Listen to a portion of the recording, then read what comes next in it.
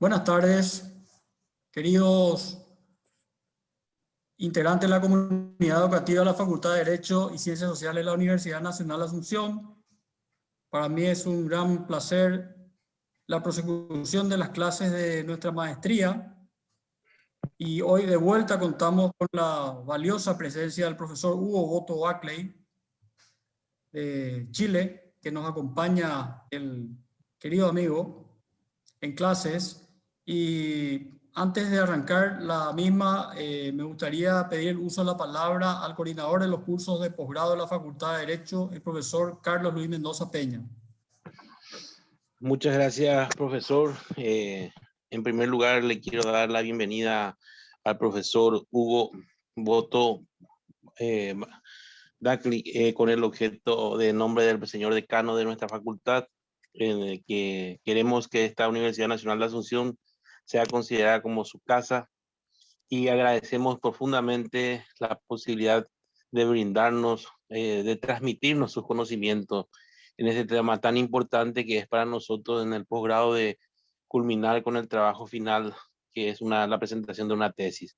Un tema muy importante y que a veces resulta un poquito difícil y engorroso culminar en forma, en tiempo y con todas las indicaciones que debemos de hacer.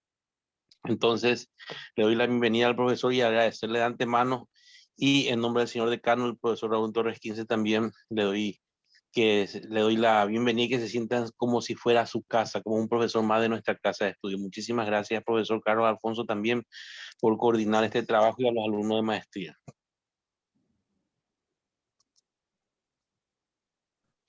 Bueno, muy buenas tardes. Y antes de arrancar, para ceder el uso de la palabra al querido profesor Hugo Boto y a solicitud del profesor, les ruego que enciendan sus cámaras, porque esta va a ser una clase bastante enriquecedora para todos. Y mi querido profesor Hugo, yo creo que te cedo el uso del micrófono con mil gusto y un placer de vuelta saludarte en la distancia. Muchas gracias, estimado Carlos, muchas gracias, buenas tardes a todos. No pensé que nos íbamos a volver a ver tan pronto. Agradezco las palabras de bienvenida, feliz de poder participar en este encuentro académico con colegas, y quisiera insistir en la posibilidad de que se enciendan las cámaras, porque la verdad es que hablarle a pantalla en negro no resulta muy reconfortante, y mi propósito es poder colaborar con ustedes y poder tener fundamentalmente una interacción, de modo tal de que también siéntanse desde ya con el derecho y con las ganas de participar en cualquier minuto en que ustedes lo estimen pertinente. Estamos partiendo con un poco de atraso, pero yo creo que nos vamos a poder encuadrar dentro del tiempo de que disponemos para el propósito u objetivo de este encuentro académico. Y quiero resaltar que no digo clase, porque en realidad no es una clase, sino que más bien es una conversación destinada a tratar de traspasar una experiencia, como autor de una tesis de maestría que fue publicada, y como autor también de una tesis doctoral que también fue publicada, y también como director de varias tesis, tanto de maestría como de doctorado. Y en ese contexto, lo mío es más bien un análisis práctico, un análisis de experiencia, y eso para mí es tremendamente importante dejarlo esclarecido desde el primer momento, porque lo que ustedes recibieron a través de la publicación de esta clase, para mi gusto constituye un poquito de una publicidad media engañosa por parte del profesor González, porque en realidad esto no es una clase para enseñar a hacer una tesis, sino que es una conversación con el propósito que he mencionado, y que ojalá pueda, en definitiva, ser de utilidad para algunos de ustedes. Veo que doña Paola, por ejemplo, tiene su cámara estática. Veo que don José Rodríguez también. Doña Juliana Florencio, lo mismo. Josefina Martínez, igual. Doña Ana, también. Beatriz Zarza, también. Marcelo González, también. Helios Campos, también. Pati Báez, también. Blanca Ramos, Jorge Chávez, un BY. Yo por última vez les quisiera pedir que enciendan las cámaras para poder hacer esta clase lo más dinámica y lo más útil posible, tanto para ustedes como para mí.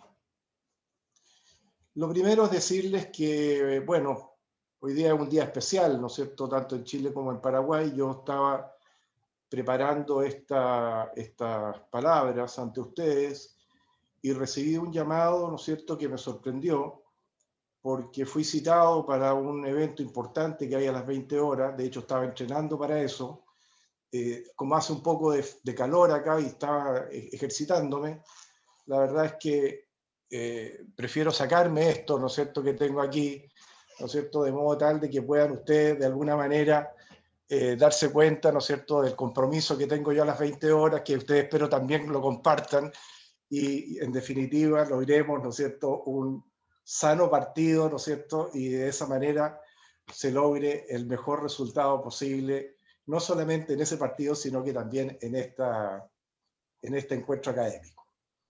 Dicho eso, veo que hay sonrisas. Igual te queremos mucho.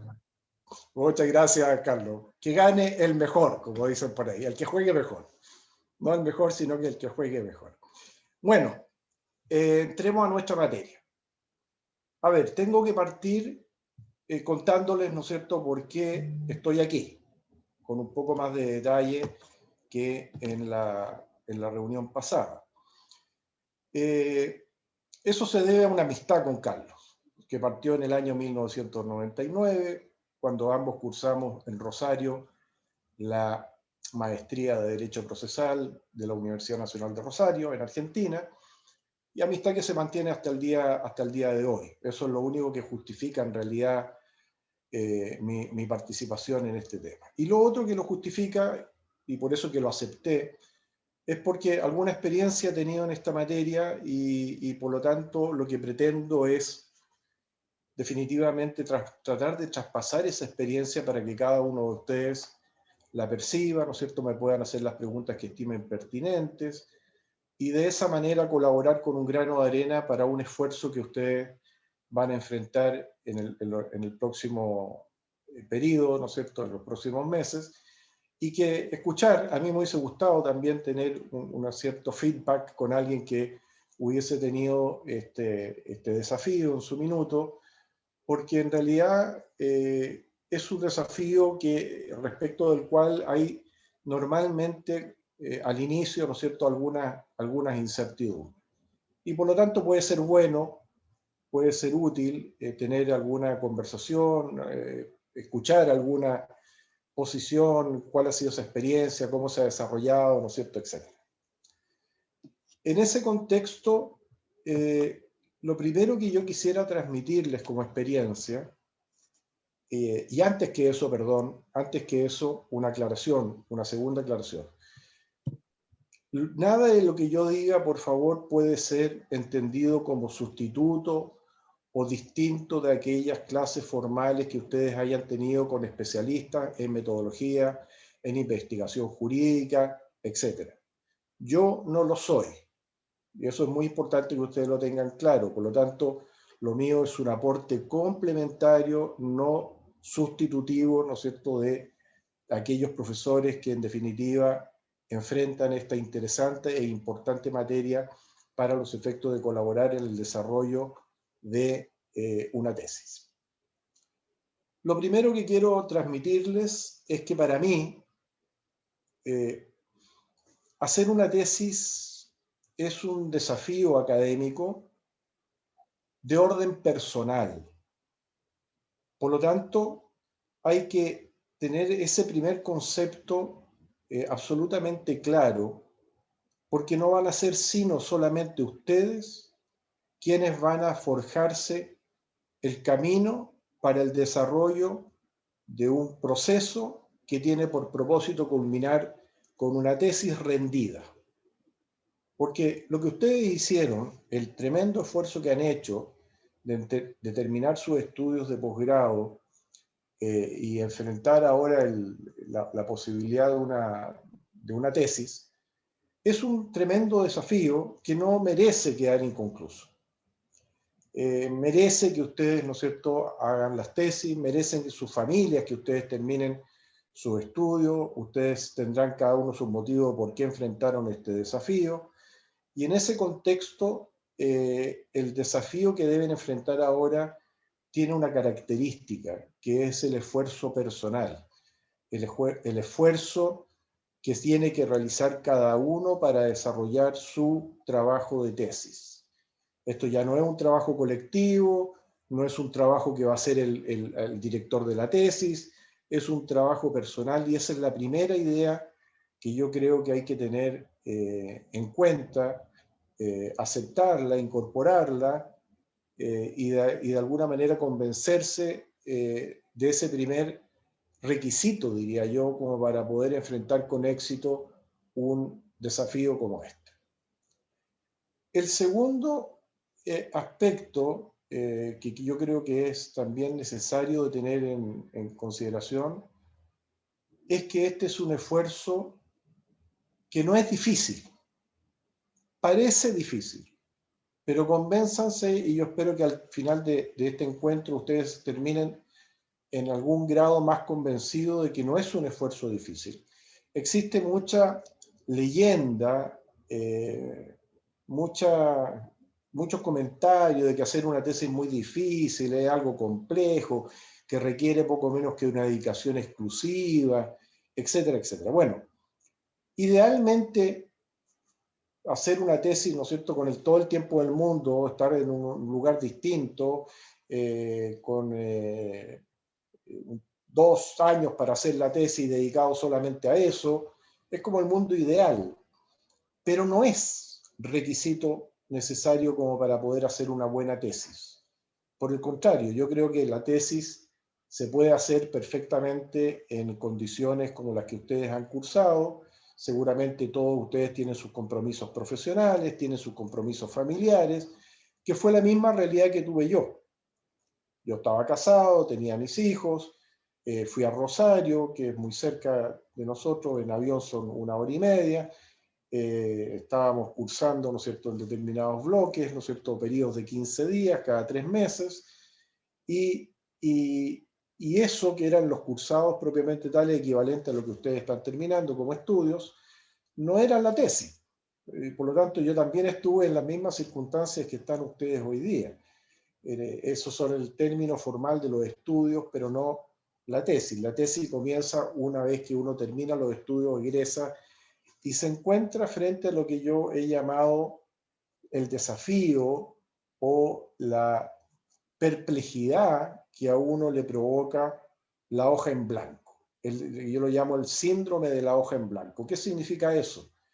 Que yo me enfrento a un papel donde tengo que poner la primera letra de mi tesis y tengo que levantar esa hoja o las hojas sucesivas que se van incorporando en el trabajo cuando pongo el punto final de la última palabra, de la última línea, cuando termino la tesis con sus conclusiones. Y para eso hay una receta que es bastante simple. Se requiere constancia y periodicidad. De modo tal de que si ustedes piensan que van a poder hacerlo esto trabajando un día 2 horas, a la semana siguiente 3, después 4 horas, un día se van a pegar a lo mejor una cantidad de horas importante, 8 horas trabajando un día sábado. La verdad es que en mi opinión eso puede resultar, pero es mucho más complejo a que uno tome la decisión de trabajar en hacer una tesis sobre la base de la constancia y la periodicidad. En mi caso particular, yo tomé la decisión cuando partí mi tesis de maestría y la continué después con mi tesis doctoral, partí con 1 hora diaria. Y para mí era sagrado esa hora diaria, ¿no? Me acuerdo que era de 8 a 9 de la noche en el comedor de mi casa, solo, con buena luz. A algunos les gusta trabajar con música, a mí no me gusta trabajar con música, así que estaba ahí en silencio, con una hoja en blanco, sin computador, porque yo trabajaba, yo soy de la escuela antigua, soy de los abogados, ¿no es cierto? Ahora no, ahora ya lo hago tipeando, pero hace 20 años atrás dependía mi tipeo de mi secretaria. Así que yo lo que hacía era escribir a mano, ¿no es cierto? Y después le pasaba a ella mis hojas, ¿no es cierto?, de producción del día para que ella al día siguiente me los tipeara, ¿no es cierto?, en el computador. Obviamente ustedes seguramente todos trabajan con computador directo, lo cual es una gran facilidad por todas las herramientas que tiene el computador para facilitar el trabajo de redacción. Formales me refiero, a las ventajas formales que tiene. Entonces, esa es la segunda idea que yo creo que es importante que ustedes tengan en mente, que es cómo me disciplino, cómo me autoimpongo lo que yo llamaría el deber de trabajar diariamente. Si no puede ser diariamente, a lo menos lunes, miércoles y viernes y algo del sábado, un poquito. Pero lo ideal para mí es un lunes a viernes 1 hora, así fue en mi caso, y dejar el sábado y domingo libre, porque la familia también se merece el sábado y domingo libre, más aún en estas condiciones extrañas que estamos viviendo, ¿no es cierto? Por lo tanto, cualquier espacio que uno le quite a la familia in-house, ¿no es cierto?, no es conveniente. Por lo tanto, el fin de semana yo creo que se lo pueden dar libre, ¿no es cierto?, sin ningún tipo de inconveniente, así lo hice yo y no tuve ningún inconveniente. Y el tercer aspecto que les quiero mencionar con relación a estos conceptos generales de cómo hacer una tesis, dice relación con esta continuidad que hay que tener, no obstante los desvíos, fíjense bien lo que les digo, los desvíos que van a tener necesariamente en todo desarrollo de una investigación. Ya vamos a hablar un poco más adelante respecto de cómo adentrarnos en un desarrollo de un proceso de investigación en el desarrollo de una tesis. Pero a lo que me refiero ahora es que es muy probable, y no se desalienten por eso, que más de algún día, no creo que se dé en ese extremo, pero podría ocurrir en que estén 1 hora y no sean capaces de escribir nada. Yo no sé si me pasó en ese extremo, pero no descarto que pueda ocurrir en ese extremo. Lo que sí me pasó es que muchas veces, cuando terminaba de escribir algo y lo leía, lo rompía, porque lo encontraba desastroso. Era una cosa, ¿no es cierto?, inentendible, que estaba mal escrito, tenía mala redacción, ¿no es cierto?, y por lo tanto ni siquiera daba para tratar de mejorarlo. Lo rompía, cumplía mi hora y había cumplido mi cuota, ¿no es cierto?, de dedicación a este tema, aunque fuera con un resultado diario muchas veces decepcionante, Pero esa decepción tiene una ventaja, y esa ventaja es que como consecuencia de eso que no quedó bien trabajado y que yo decidía muchas veces romper y botar para olvidarme, me abría algunas ideas que yo podía desarrollar de manera complementaria en la continuación de la tesis, mejorando la misma idea o complementándola con otras que iban construyendo este trabajo de investigación poco a poco. ¿Por qué les hablo de método? Porque el método es lo que permite llegar a la meta. Les voy a repetir esto. El método es lo que permite llegar a la meta. Sin método se puede llegar a la meta, pero el camino es mucho más dificultoso. Es mucho más complejo. Se hace mucho más difícil. y el resultado, sin lugar a duda, va a ser de inferior calidad. De modo tal de que estos conceptos que yo les he mencionado, a mí me parece que hay que incorporarlo como un método de trabajo de cada uno de ustedes en este esfuerzo personal. De modo tal de que el desarrollo del mismo pueda ir poco a poco entregando sus primeras luces que a ustedes les van a permitir sentirse que van por un buen camino. ¿Cuál es la primera meta de toda tesis? Ya se lo voy a explicar. Pero la primera meta de toda tesis son dos. En rigor, tres. La introducción, el índice y las conclusiones. Si uno en su cabeza tiene claro la introducción, tiene claro el índice y tiene claro las conclusiones, el 60, 70 u 80% de la tesis ya está hecha. Si ustedes repiten esto que yo les voy a decir, yo los voy a negar. Lo demás es relleno. No relleno inútil, pero es relleno. Y voy a justificarles por qué digo esto que puede resultarles un poquito fuerte, hablar de relleno en una tesis. En ese contexto, estuve leyendo algo del reglamento de ustedes y tienen ciertos requisitos que cumplir. Todos, me imagino, han leído esto con detalle. El artículo 54 establece cómo debe ser el procedimiento y a eso me refiero con el tema del método. Apéguense a eso, porque si se apegan a eso, primero van a poder tener un control del desarrollo del método, uno, y van a poder ir cumpliendo con las etapas reglamentarias que son necesarias de cubrir y que, quiéranlo o no, va a ser evaluado en su minuto por la comisión o el tribunal de defensa de tesis y del profesor informante.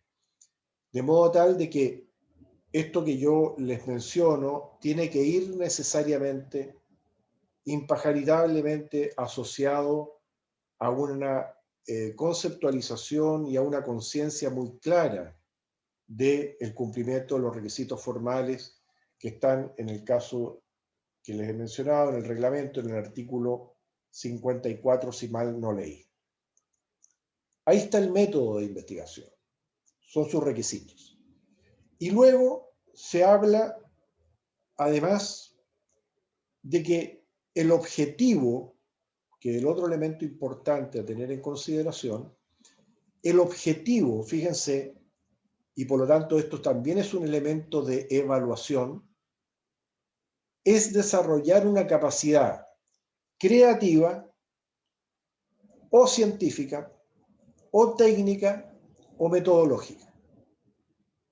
Eso está dentro del reglamento que ustedes tienen que observar, que tienen que cumplir. Y eso es muy importante porque les abre el abanico de los alcances que puede llegar a tener, en definitiva, el trabajo de investigación en el marco de una tesis.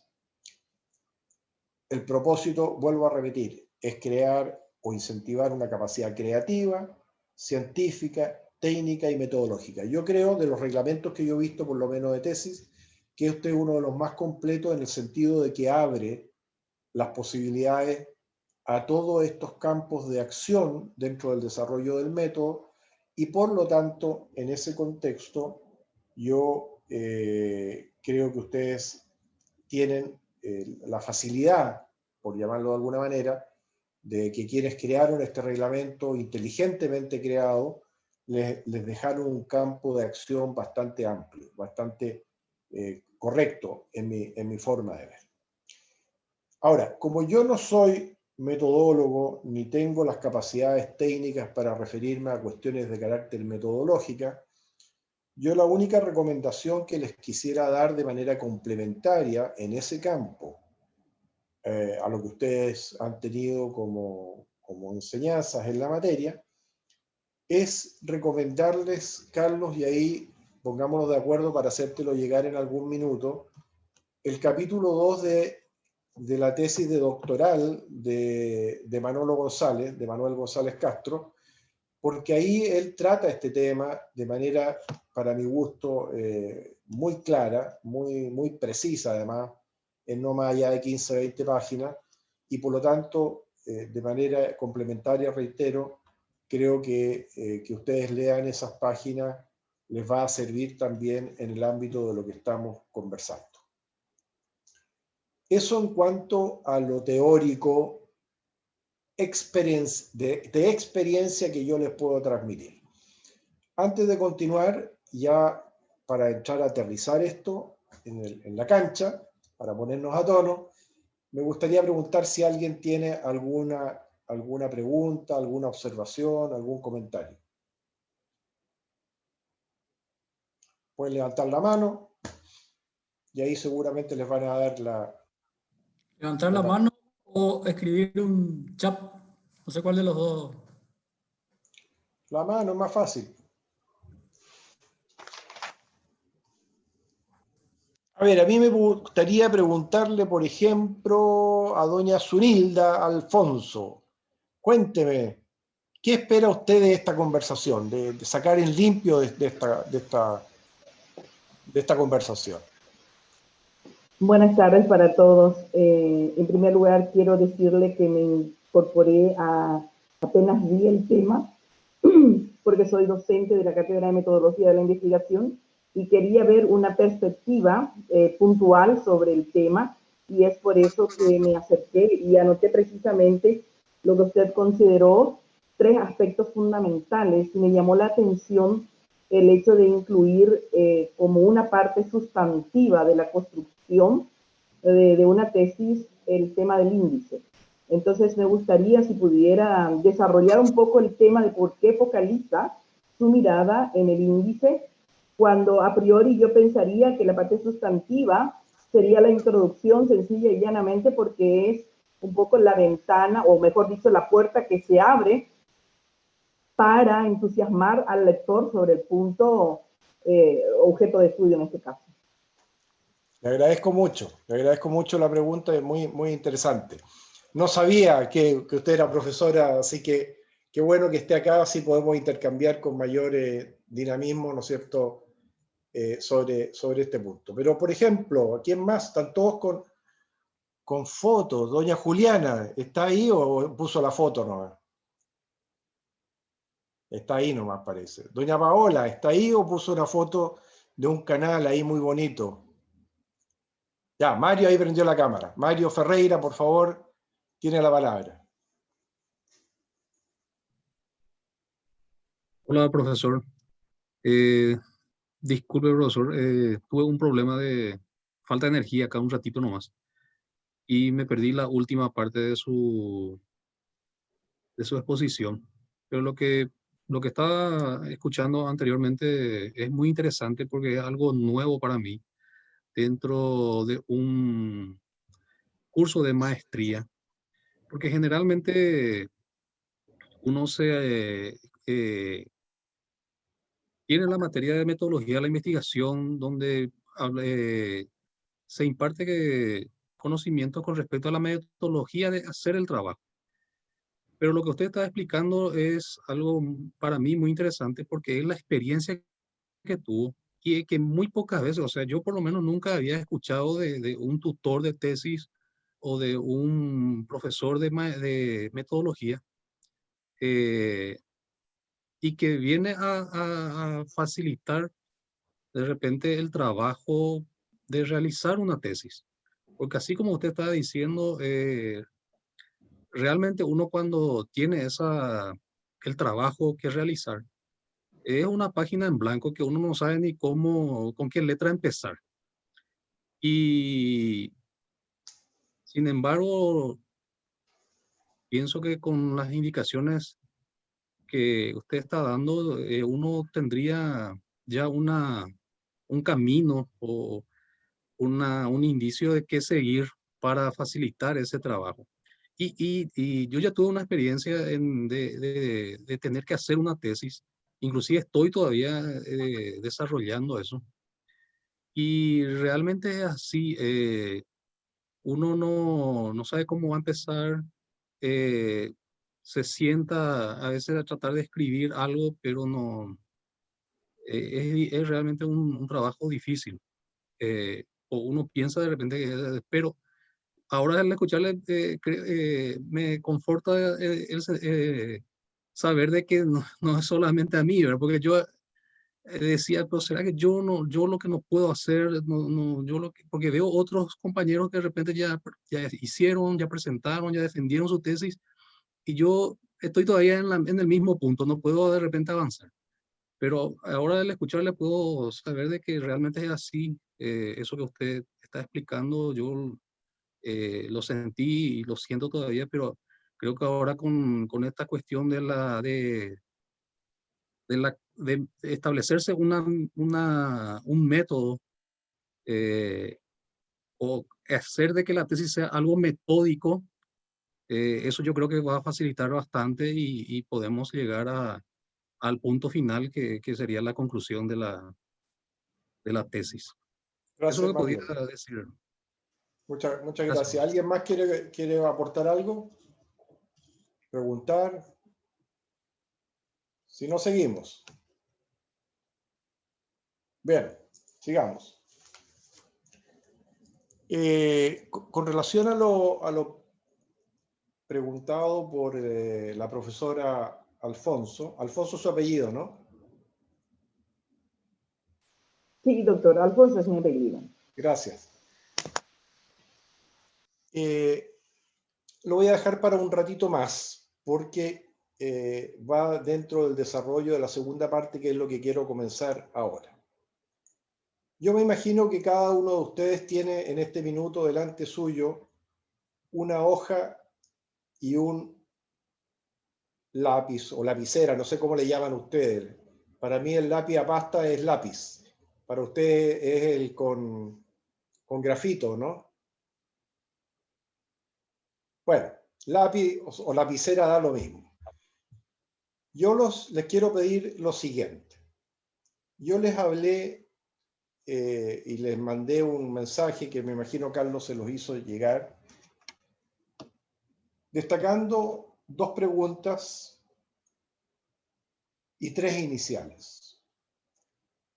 La primera inicial es la P, y eso representa a la interrogante de si puedo realizar una tesis. Y esa es una pregunta que ustedes deben hacerse a sí mismos. ¿Puedo hacer una tesis? Y no cabe duda, aunque ustedes digan lo contrario, de que no cabe ninguna duda de que pueden hacer una tesis. No cabe ninguna duda al respecto. Por lo tanto, esa pregunta o primera pregunta no debiera ser sino contestada afirmativa por cada uno de ustedes. Por lo tanto, lo primero que les pregunto y les planteo es si pueden responder en esa hoja que tienen frente a ustedes esta pregunta, con un sí o un no. Y si la respuesta es sí, pasamos a la segunda, que es la letra Q, que responde a la interrogante o a la pregunta si quiero hacer una tesis. Y si la respuesta también es positiva, también es sí, pasamos a la tercera letra, que es la más importante de todas, pero a la cual se puede llegar solamente respondiendo de manera positiva a las 2 primeras. ¿Puedo hacer una tesis? Y quiero hacer una tesis. La tercera letra es la H, que es representativa simplemente de hacer la tesis. No hay ningún misterio más que ese, simplemente hacerla. Lo demás es no tener convicción acerca de estos dos primeros aspectos. ¿Puedo hacer la tesis? Quiero hacer la tesis. Si puedo hacer la tesis y quiero hacer la tesis, lo único que me resta es hacer la tesis. Distinto es el cómo la voy a hacer. A eso vamos a conversar ahora. Pero esta base conceptual es muy importante tenerla en la mente, que forme parte de uno, porque en definitiva durante el tiempo que dure el desarrollo de la tesis y hasta que la rindan ante un tribunal de tesis, este va a ser un compañero o compañera, como le quieran llamar, de todos los días. Por lo tanto, la tesis va a haber que quererla, va a haber que discutir con ella, va a haber que conversar con ella, va a haber que retarla algunas veces. Tiene que empezar a formar parte de ustedes. Y mi propósito en esta conversación es que cuando terminemos, ese síndrome de la hoja en blanco, ¿no es cierto?, ya no existe.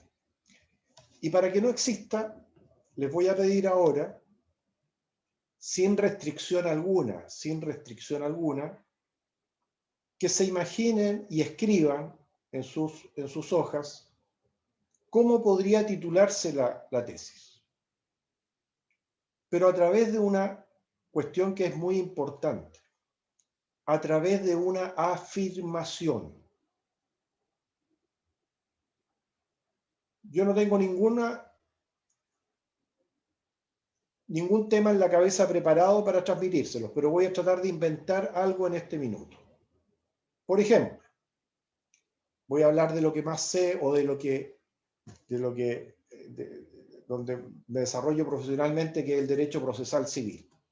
Hablemos de cualquier cosa, dame un tema, Carlos, cualquiera, de derecho procesal civil. Medida para mejor proveer.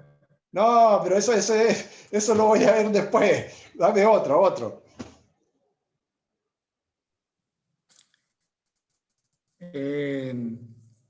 La alegación, los alegatos. Alegatos, súper buen tema. Alegatos, incidentes, apelación, recusación, cualquiera. Supongamos alegato. ¿Qué diría yo respecto a los alegatos para partir mi tesis? Los alegatos son necesarios porque responden al debido proceso. Por ejemplo, otra, en materia de incidentes. No deberían existir los incidentes dentro de los juicios porque retardan el curso de este. Estoy diciendo cosas al aire, sin pensar, mayormente, solamente quiero que ustedes elijan un tema cualquiera, puede ser de otras ramas del derecho, no tiene que ser por qué procesal civil, puede ser de filosofía, puede ser de derecho civil propiamente tal, puede ser de constitucional, puede ser de administrativo. En materia de notificaciones, por ejemplo, las notificaciones administrativas deberían ser también de la forma como se notifican dentro de los procesos. Siempre en términos afirmativos. Otra posibilidad es en materia, por ejemplo, de recusación. Debe existir la recusación sin causa, porque permite resguardar el principio de imparcialidad del juez. Etcétera, etcétera. Alfredo, por ejemplo, ¿qué escribió?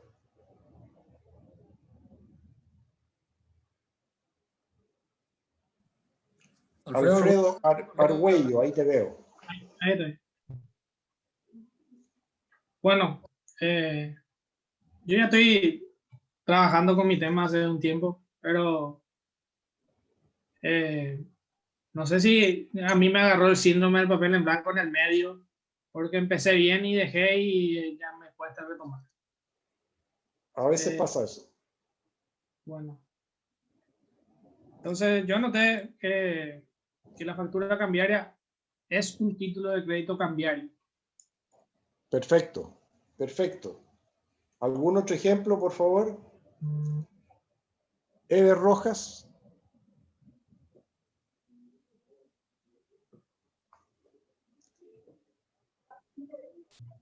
Buenas noches, ¿qué tal? La Hola, verdad hola. que yo no tengo tema, yo estoy iniciando la maestría de Derecho Penal y la verdad que estoy como una esponja, o sea, para aprender todos los detalles que sea posible, ya que estoy iniciando la maestría y me parece excelente. Y desde el punto de vista, digamos, genérico de agarrarse a algún tema, yo creo que cualquier punto procesal para nosotros con relación a las cuestiones penales es nuevo, ya que nuestro sistema hay muchos puntos que son nuevos, entonces estamos partiendo con esas cuestiones académicas y dogmáticas en el cual en las cuestiones procesales penales, digamos, estamos descubriendo todos los días. Pero entiendo el punto, digamos, dogmático al que quiere llegar usted. Perfecto. Mira, tú tocas un tema muy importante porque una recomendación que yo les puedo dar, y lo van a poder comprobar cuando yo hable de cómo hice mi tesis, ya en poquitos minutos más, cuando uno toma un tema procesal, yo soy procesalista civil, así que no lo digo con mucha imparcialidad, pero es una realidad. Tiene la gracia para los efectos de una tesis, tanto lo procesal civil como lo procesal en general, penal, los temas de los procedimientos administrativos, o si es un tema de procedimiento en materia, en todas las leyes especiales de procedimiento, en Chile, ¿no es cierto?, sería familia, del trabajo, procesal laboral, medio ambiente, libre competencia, etcétera, etcétera. La gracia para los efectos de una tesis es que está el rango normativo, puede estar el rango reglamentario en los temas administrativos, el rango legal, normativo legal, y siempre se va a poder hacer el contraste con la norma constitucional primero y también con la norma convencional. Y eso es un tremendo aporte para cualquier tesis.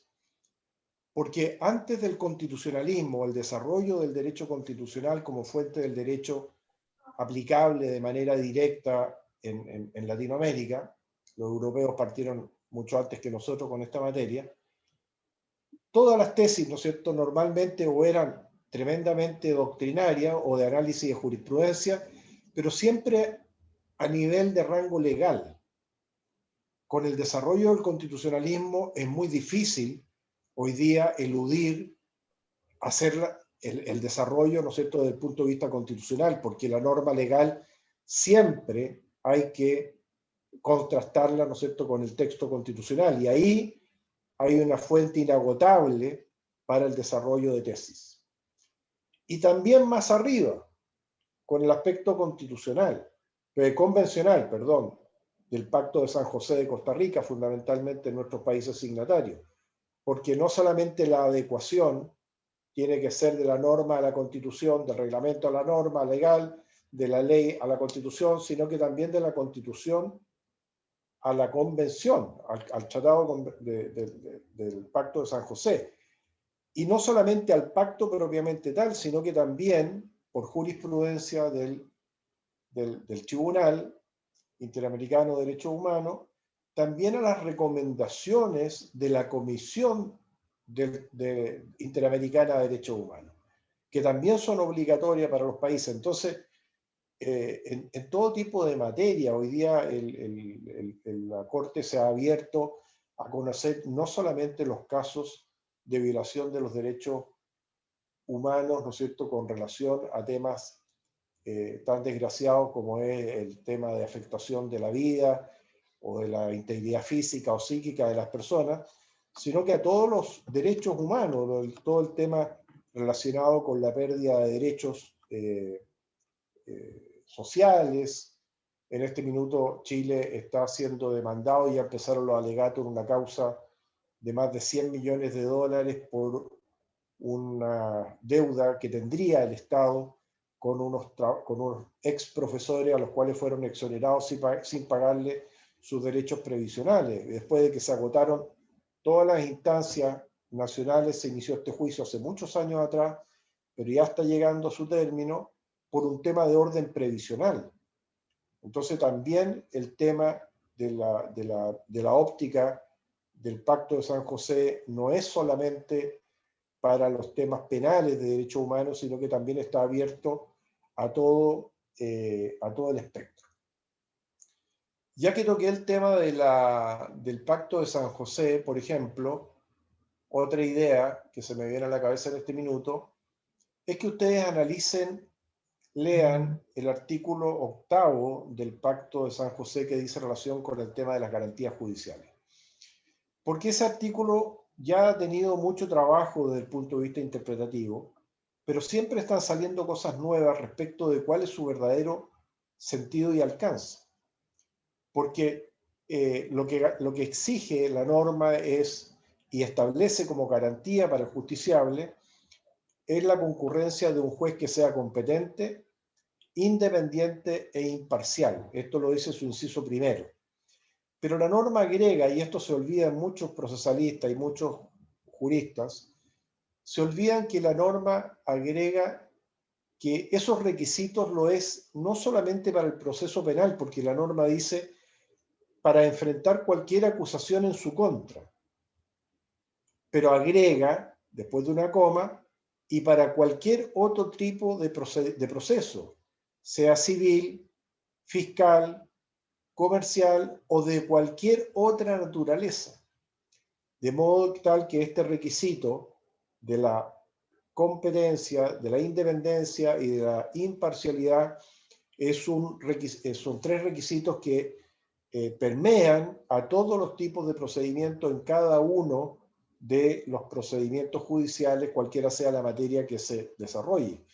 Y por eso que no resulta entendible que existan posiciones antagónicas entre un proceso civil y un proceso penal, ni un proceso laboral, ni un proceso de familia o de cualquier naturaleza, porque en cuanto a su estructura base, a sus principios, tienen que regirse exactamente de la misma manera. Si no, se está infringiendo el Pacto de San José.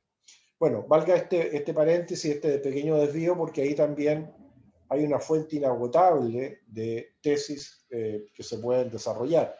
A propósito de la enumeración, por ejemplo, que hace el mismo artículo 8º respecto de cada una de las garantías que están más orientadas a lo penal, eso es cierto, el derecho de no incriminación, el derecho a un proceso rápido y a un recurso de apelación eficaz, etcétera, etcétera. Ahí también hay muchas ideas, muchos conceptos que se pueden utilizar para el desarrollo de una tesis. Lo último que quiero ya ir aterrizando, después de todo lo dicho, si hay preguntas, no se preocupen, interrúmpanme, no tengo ningún inconveniente, es cómo yo hice la tesis.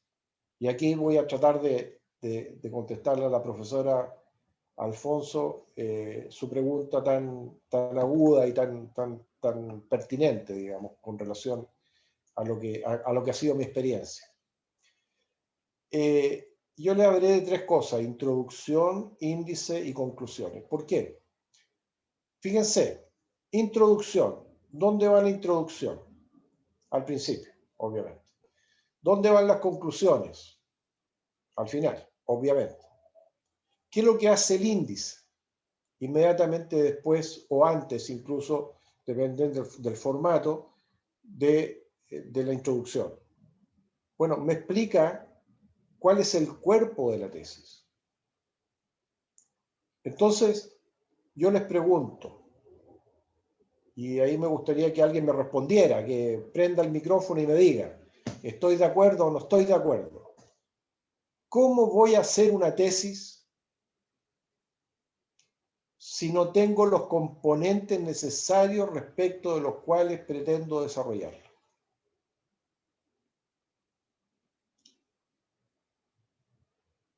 Es como entrar a operar a un quirófano, ¿no es cierto?, un médico, sin tener el cuerpo de la persona que va a operar, ¿no es cierto?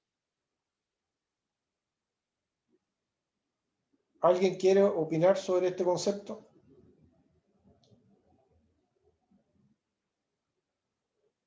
Entonces, Gustavo. Con permiso, doctor. Yo creo que uno necesita columnas para sustentar la estructura, ¿verdad? Y es necesaria la introducción, el índice y la conclusión, utilizarla como columnas de la cual será nuestra tesis, ¿verdad? Entonces es fundamental iniciar por estos 3 puntos para poder desde ahí ir estructurando nuestras ideas y demás intenciones, ¿verdad? No sé si va hacia lo que usted está intentando. Efectivamente, yo creo que tiene todas las razones, Gustavo, y ahí trato de referirme a lo que planteó la profesora Alfonso, porque si ustedes se fijan, introducción, conclusiones e índice son el soporte estructurante, es la estructura de la tesis. Por lo tanto, yo no saco nada con tener una introducción, que la necesito, obviamente. No saco nada con tener las conclusiones, si no sé cómo voy a conectar la introducción con la conclusión. Y la única forma de conectar coherentemente, y esta palabra, por favor, no la olviden, coherentemente, que es lo que les van a pedir en el análisis de la tesis, quienes la revisen y quienes la califiquen, la única forma de conectar la introducción con la conclusión es a través del índice, porque es el cuerpo o contenido de la tesis. Entonces, el llamado que yo les hago es el siguiente. Una vez que tengan cualquier tema en la cabeza, probablemente el primero que elijan no sea el definitivo, pero no me importa. Ojalá que lo sea, no lo abandonen tan fácil. Alfredo fue que dijo que ya había abandonado, o quería abandonar algo, ¿no? No, Alfredo, no hay que abandonar nada. Continúa con tu tesis, porque ya el esfuerzo que se ha hecho, ¿no es cierto?, vale la pena no perderlo y se puede continuar para los efectos de cumplir con los objetivos que se deben cumplir para aprobar la tesis. Entonces, ¿dónde está el primer esfuerzo? El primer esfuerzo está en conectar el título de la tesis con la introducción. ¿Y qué es lo que es la introducción? La introducción no es otra cosa más que la explicación de lo que ustedes pretenden desarrollar en la tesis para justificar en la conclusión la hipótesis que crearon en su mente. El título, en esta lógica que yo les estoy planteando, es la tesis. La introducción es la hipótesis, porque yo explico a lo que pretendo llegar. El índice es el cuerpo de la tesis y las conclusiones resumen la demostración de aquello que yo quiero plantear desde el punto de vista jurídico para cumplir con el requisito de constituir un aporte a la ciencia jurídica.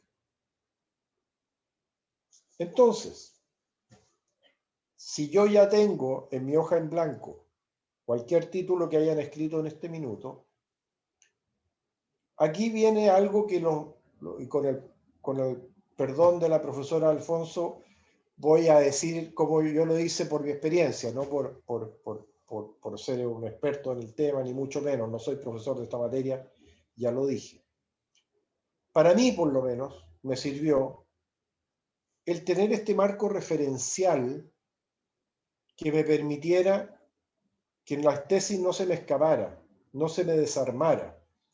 Siempre se va a desarmar, por supuesto, siempre se va a escapar en algún sentido, pero por lo menos tener este marco estructural permite que el camino que se desarrolla tenga ciertos límites que me permitan avanzar sin que se me descuadre o se me ponga incoherente la tesis. La introducción, entonces, yo les invito a desarrollarla en no más allá al principio, después va a ser necesario un poco más, pero no más allá de una plana. Fíjense lo que les digo, una plana. Y puede ser algo como lo siguiente, para partir. El título de mi tesis, si van a hablar en primera persona, si es en tercera, de esta tesis, el título de mi tesis es, comillas, voy a inventar algo, la expresión de agravios es innecesaria en el proceso laboral. Estoy inventando, es una barbaridad lo que acabo de decir, ¿eh? pero estoy inventando. Y pretendo y planteo esta tesis como consecuencia de que, analizada la doctrina y la jurisprudencia en esta materia, han llegado a ciertas conclusiones que merecen una revisión. Primer párrafo de la tesis. Segundo párrafo de la tesis en la misma plana. En ese contexto, para este investigador, el propósito a desarrollar tiene que ver con un análisis dogmático y jurisprudencial respecto del tema anunciado. Segundo párrafo. Tercer párrafo. Para tal efecto, voy a trabajar desde el punto de vista, ahí se verá, por eso que es importante que vean el libro, las 20 o 25 páginas del libro de Manuel González, voy a utilizar tal método. A mí personalmente y por mi deformación profesional, me gusta el tema analítico positivo, el método analítico positivo, pero puede ser el trialista, puede ser cualquiera, el que ustedes estimen, no necesariamente el mío. La gracia del trialista, que es con la cual nosotros nos formamos con Carlos bajo la dirección del maestro Ciro Caldani, un gran filósofo argentino, fue el trialismo. Y la gracia del trialismo es que te abarca tres aspectos muy importantes, que es hecho, valor y norma.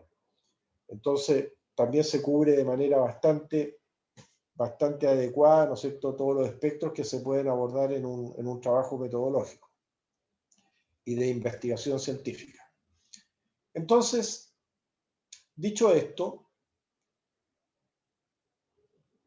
puedo poner como tercer párrafo, en consecuencia, lo que pretendo a través de esta investigación, o lo que se pretende a través de esta investigación, es demostrar que la afirmación que formulé 3 párrafos anteriormente, que es el título de la tesis, es real, es demostrable, es verdadero, es cuestionable, porque también podría ser que ustedes en la investigación se encuentren con que alguien dijo algo que a ustedes no les parezca y por lo tanto la tesis que ustedes van a hacer va a estar destinada a demostrar lo contrario a lo que se planteó en una determinada sentencia o en un determinado libro, ¿no es cierto?, por parte de algún autor conocido o desconocido, es lo mismo. Entonces, ya tenemos una introducción. Y aquí viene el salto no metodológico, en mi caso de experiencia.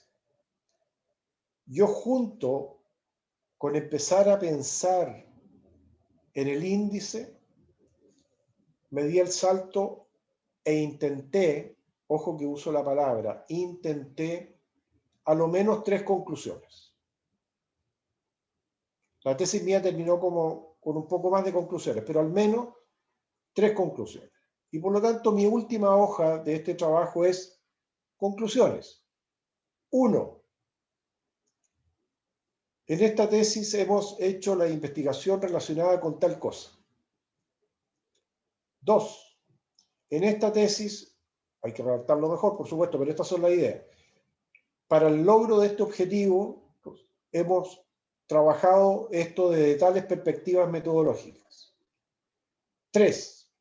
Conforme lo desarrollado y los análisis realizados de acuerdo a tales y cuales aspectos del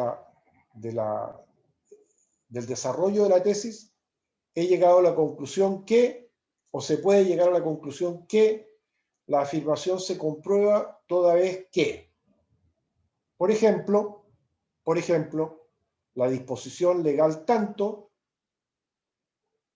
no responde al concepto de debido proceso en su fase relacionada con, por ejemplo, el acceso a la justicia. O es inconstitucional porque no respeta la garantía de la imparcialidad del juez, etc. 3 conclusiones. Y aquí viene el esfuerzo del tercer elemento, que es el índice, porque es necesario demarcarlo. Entonces, partamos con un índice sencillo, un índice que no tenga mayor complejidad. Y puede ser que pongamos capítulo 1, capítulo 2, capítulo 3 y conclusiones. Pensemos en una tesis, ¿no es cierto? Ya nos vamos a referir a la extensión de la tesis, pero no más que 3 capítulos. Si alguien quiere más, por supuesto, bienvenido, 4, 5, 7, lo que quieran. Pero con 3 ya estamos, por el tema de la extensión, creo yo, quizás 4, pero 3 debiera bastar, donde uno debiera partir por el análisis normativo del tema a tratar. Obviamente que si es una tesis de filosofía del derecho, esto que estoy diciendo no aplica, pero en términos generales, si va a ser una tesis que tenga que ver con algún aspecto normativo positivo, tiene que estar en la parte inicial el análisis normológico del tema. Por ejemplo, si va a ser sobre la recusación, ¿no es cierto? Tengo que poner qué es la recusación. ¿Qué dice la legislación? Ley. ¿Qué ha dicho la doctrina? ¿Qué ha dicho la jurisprudencia? Eso es fundamental para poder, en definitiva, encauzar este marco de la tesis, de modo tal de que siempre, cuando nos desviemos en la escritura, nos vayamos reconduciendo. ¿Y por qué ese trabajo es importante desde principio a fin? Porque si hay algo que no les van a perdonar los profesores el día de mañana, es que incurren en alguna incoherencia. Por eso que les hablé de incoherencia hace un rato atrás. Una incoherencia es tan grave en una tesis que puede permitir no aprobarla, y es tan grave como un plagio. Y en materia de plagio, les quiero dar una recomendación práctica y técnica, que es que cada vez que citen algo de alguien, sea una doctrina, sea una jurisprudencia, sea una opinión, más que hablar, también se puede, pero más que hablar del parafraseo que utilizan mucho para no citar de manera textual, mi sugerencia es que evalúen hacerlo en términos textuales, y cada vez que lo hagan, inmediatamente utilicen la herramienta del Word de poner en rojo esa cita, para que cuando entreguen el texto final no se les vaya a ir que se les pasó una cita que el día de mañana alguien les pueda reprochar que plagiaron, aunque no tengan conciencia de ese plagio, porque existe el plagio doloso, que eso es inaceptable, por supuesto, pero también profesores inclusive que no han sido cuidadosos en esta materia han perdido sus cargos de cátedra en Chile por no haber sido cuidadosos en citas que hicieron sin ninguna mala intención, y que 15 años después alguien en definitiva se dio cuenta que eso estaba escrito en otra parte, en otro país inclusive. Más aún hoy día con toda la información que tenemos, o sea, y no es que sea más aún, nunca es aceptable, pero puede ocurrir de que haya un descuido y por lo tanto se les pueda ir alguna cita, y por eso hay que prevenirlo absolutamente, porque eso es imperdonable, eso no tiene no tiene salvación, lamentablemente. Es una de las complicaciones que tiene una tesis donde hay que ser extremadamente riguroso en tal aspecto. Profesor Alfonso, ¿quiere opinar algo hasta este minuto? Si nos puede dar algo de sus luces mientras yo tome un poquito de agua. No, permítame felicitarlo, doctor, porque recreó de una manera tan sencilla, con un lenguaje bastante amigable, un tema tan complejo que se suele presentar cuando abordamos el rigor metodológico, y hacerles entender a los colegas con quienes trabajamos desde la teoría, vale decir, desde la metodología, y desde la práctica, vale decir, la tutoría, hacerles entender que uno, al pensar en una introducción, tiene que también pensar en la conclusión.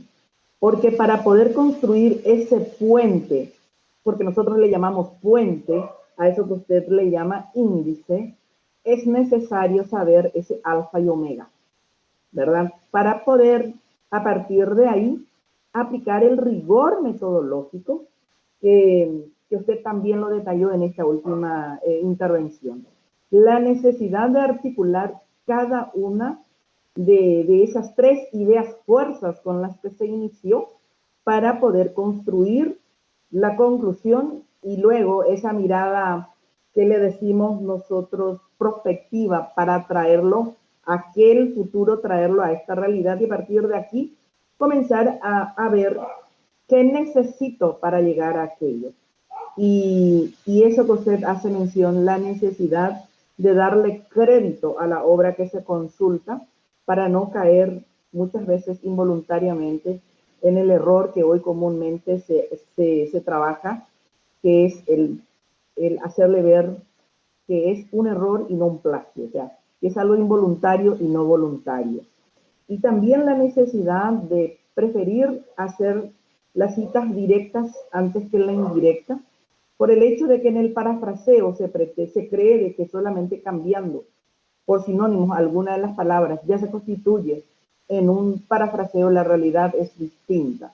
Entonces, siempre estamos insistiendo en la necesidad de, es preferible las citas directas antes que las indirectas. Y por sobre todas las cosas, con eso también se evita incurrir en las citas de citas, y a partir de ahí se pierde el origen real de esa fuente de consulta. Entonces, eso obliga un poco al tesista a ir a la real fuente de esa información que, digamos, constituye una fuente secundaria, pero su origen ya pasa de mano en mano, y entonces aquella referencia que está más cerca se utiliza sin darle una mirada retrospectiva para llegar realmente a quién dijo. Este es el escenario que solemos nosotros pretender como desde la metodología darles. Y ojalá que los que están aquí con usted compartiendo esta rica experiencia entiendan que metodología como tal, o hacer una tesis, mejor dicho, no es ser un experto en metodología.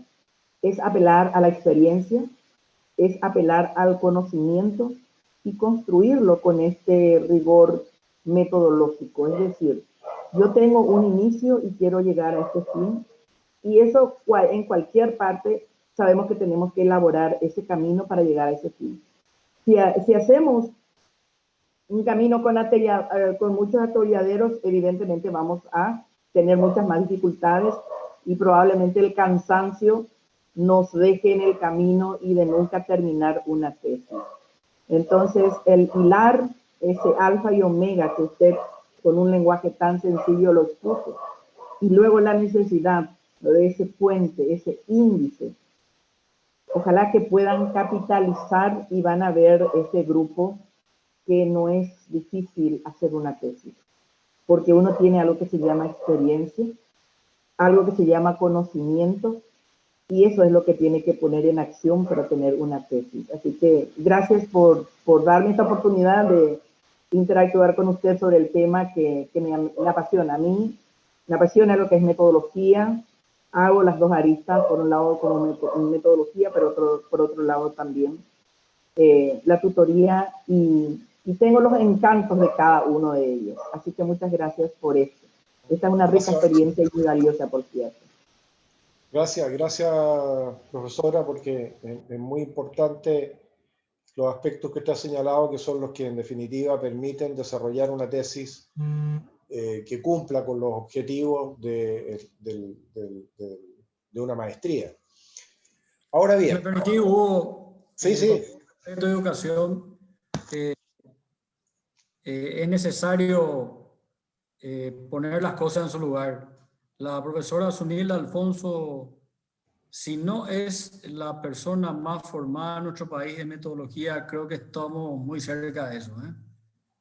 Sin temor a equívocos, hago esa acotación, aparte del el tremendo cariño y compromiso que ella tiene con nuestra centenaria casa de estudio. En rigor, de verdad, querido Hugo, quería mencionar que mientras te escuchaba, apagué un rato la cámara y fue a buscar la biblioteca que no resiste a nada. Estamos hablando de una clase, estaba encontrando en mis notas del 4 de agosto del año 2000, cuando tuvimos una clase con el doctor Mario Arruiz, El valor del silencio, ¿recordás? Sí. Y como consecuencia de esa clase, y estamos hablando de 21 años atrás, seguimos siendo jóvenes, tomé nota de unos temas, los cuales uno de ellos creo que estoy hablando con quien lo desarrolló, que son las medidas para mejor proveer, ¿verdad? Había notado el embargo, el secuestro, la inhibición general de vender y grabar bienes, la intervención judicial, etcétera, etcétera, etcétera. Simplemente quería decirle que siguen intactos nuestros registros de nuestras clases memorables, querido. Qué bueno, qué bueno. Y es muy importante ese estímulo que vos le estás dando a los compañeros de la maestría y la experiencia de la profesora Zunilda es muy importante porque realmente yo quiero agregarle una letra que es de la actitud que tenemos que tener y ponerle mucho amor a esto porque realmente es cierto lo que dijo el profesor Hugo. No puede quedar a mitad de camino. Hay que terminar la tesis. Perdón, profesor, por molestarte. No, todo lo contrario. Muchas gracias y gracias por el recuerdo también de nuestros años en Rosario, que tanto se echan de menos, digamos, que siempre es grato recordarlos. Hablemos un poquito de la extensión de la tesis, que es otro elemento también importante. Ustedes reglamentariamente tienen que hacer una tesis, por lo que leí, no inferior a 80 páginas. La verdad es que una de las tesis más importantes del mundo, creo yo, porque provocó tanta desgracia y provocó también, de alguna manera, tanto progreso, lo cual es una contradicción. Me refiero al genio, porque no se le puede llamar de otra manera, de Albert Einstein. Hizo una tesis de aproximadamente 70 páginas. Y con su tesis provocó mucho daño a través del desarrollo de la energía, desgraciadamente nuclear, y tanto progreso con eso mismo. Pero lo destacable es que fueron 70 páginas o alrededor de 70 páginas, lo cual demuestra de que la importancia no está en la cantidad, sino que en la calidad. Y como ustedes tienen que cumplir con el reglamento, porque esas son las reglas del juego, están absolutamente habilitados, y no podría ser materia de cuestionamiento alguno, que hagan una tesis de 80 páginas para cumplir con el reglamento 81. Y como los números son más fáciles de calcular con números redondos, yo les propongo que la extiendan, en principio, mentalmente, a un 20% más. Y por lo tanto piensen en una tesis de 100 páginas. Probablemente pueda salir 90, 110, 120, 150, 200, las que quieran, pero pensemos en 100 páginas.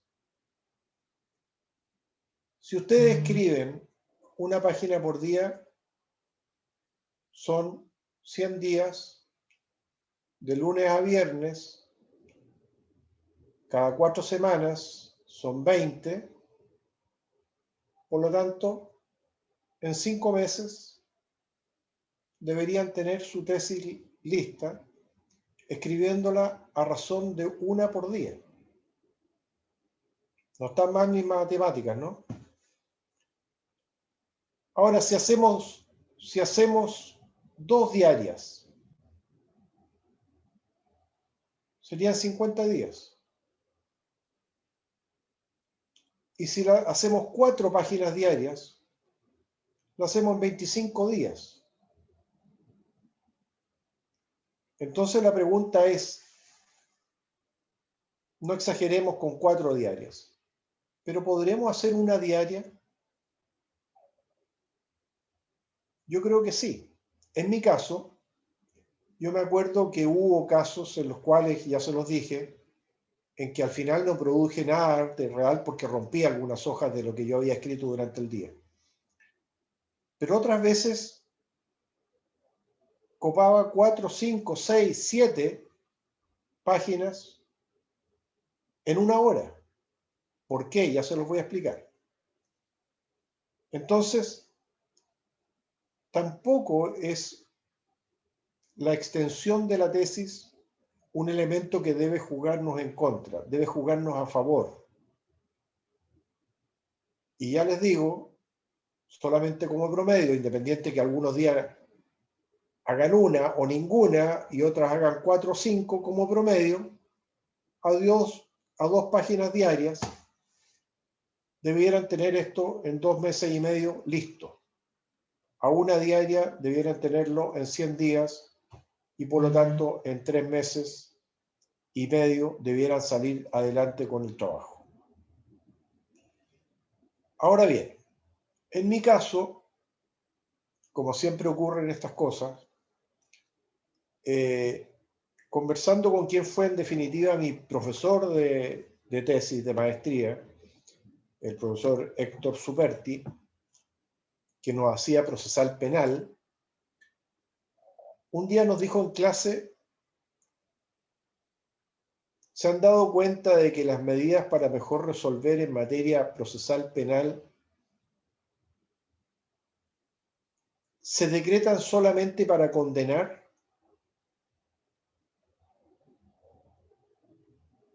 Esto a mí me golpeó. Pero dije, ¿cómo hacer esto? ¿Pero por qué, profesor? Y él explicó su tesis. Y dijo, muy simple. Porque si el juez, al momento de dictar sentencia, no tiene los elementos de juicio y probatorio suficientes como para crear su convicción de culpabilidad, su deber es absolver. Por lo tanto, si decreta prueba de oficio a través de estas medidas para mejor proveer o para mejor resolver, lo hace solamente para completar prueba condenatoria. Y eso afecta la imparcialidad del juez. Y eso a mí me provocó un colapso, porque nunca lo había pensado. Y en ese entonces yo además ejercía derecho penal. Después lo dejé, me dediqué solamente al derecho procesal civil. Y tuve la suerte de que aceptó que yo lo invitara a tomar un café para que me conversara de este tema, qué había detrás de todo esto. Y me convenció, efectivamente, no se justifica en materia penal bajo el sistema inquisitivo, ahora menos, ahora están prohibidas las diligencias probatorias de oficio en materia penal por parte del juez. Si se decreta prueba solamente tiene por propósito complementar prueba y con eso complementar la falta de convicción probatoria que no necesita para absolver. porque si hay falta de prueba tiene que absolver. Entonces solamente como resultado probable lo hace para condenar. Y eso, por natural consecuencia, afecta a la imparcialidad del juez. ¿Qué duda cabe?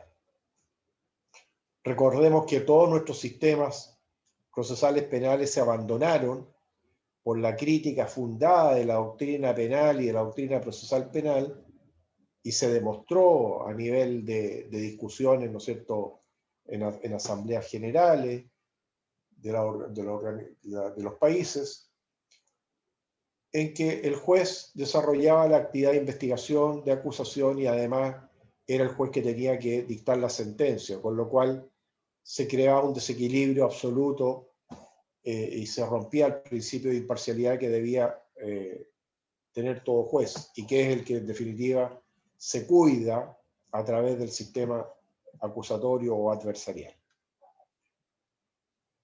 Claro, y me dejó bastante golpeado, ¿no es cierto?, esta reflexión por parte de él.